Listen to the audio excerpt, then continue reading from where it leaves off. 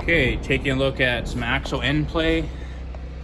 The axle is in all the way, set at 0, and it's at 0, and pulling it out goes about 5.5 thou in and out. So that's with the degree indicator on the axle flange, and 0, pulling it out about 5 thou. The axle end play. Okay, the differential's out of the 72 Plymouth Duster. So the wheel play that described in the last video, looks like the conclusion is the splines inside the diff here. This is a brand new differential. So those splines you can see in there, they are new, but the splines on these axles aren't exactly brand new. So these are used axles back from 72, and they're most likely engaging enough to not be fully stripped, but they have, I think I said 160 thou of play between two of them.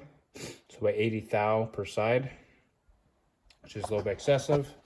Check the backlash of the ring and pinion. It is still 8 thou. Axle end play before the axles came off was checked. It's about 5 thou or 5.5, so a little bit tight to my impression. Differential's out down here. Fluid's not too bad. U-joint, Spicer U-joint still in good condition. Cal tracks are still here, good condition. And brake pads as well, all still new. Anyways, that's update on the 72 Plymouth Duster. It's on the hoist now. That has been set up for Jack's custom restoration. Okay, so here we're looking at a axle housing for a 1972 Plymouth Duster. This housing is actually out of a 66 Charger. So this is an 8 3/4 rear end. So I guess the difference between a Duster and a Charger is one's a body and one's a B body. And you would say, you know, this should not fit, and it didn't. So the only difference is from flange to flange for this 66 Charger housing, it's 2 inches wider. So this flange to the other side is 2 inches wider than a body Duster, which will give me a different offset basically in the long run when I bolt on my tires when this is in the car. Now the modification I needed to do to make this fit was to move the lease ring shackle.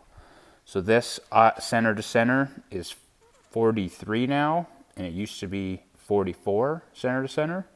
And that's the difference between the A and B body mounting points, and then the difference between the width. So the width is going to benefit me so I can run wider tires on my A body without modifying the factory wheel housing. And then moving the shackle mount in, or the lease ring mount, it'll just make it so I can bolt it back in the factory location. Other than that, this thing is pretty much ready to be sandblasted and painted black. Won't be going green. Again, measuring tape is here. And the main difference is the original one is about 52 and 3/8, and this housing is 54 1/4. So just about 2 full inches wider, which will give my tire an extra inch of clearance on either side. Over here on the Plymouth Duster, so this is the rear axle.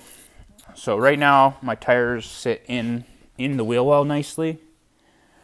If you put a straight edge on here, it's behind this wheel arch lip completely. And with this new axle housing, my tire should be about the center of this wheel arch, somewhat flush with the outer bit here. And then I still have my clearance here. I might end up rolling this wheel arch if my tires get close to touching. But at the moment, at this ride height with this size of tire, I have about inch or so worth of clearance on top of the wheel arch, so I feel that it'll be good. Thanks for checking out Jack's Custom Restoration.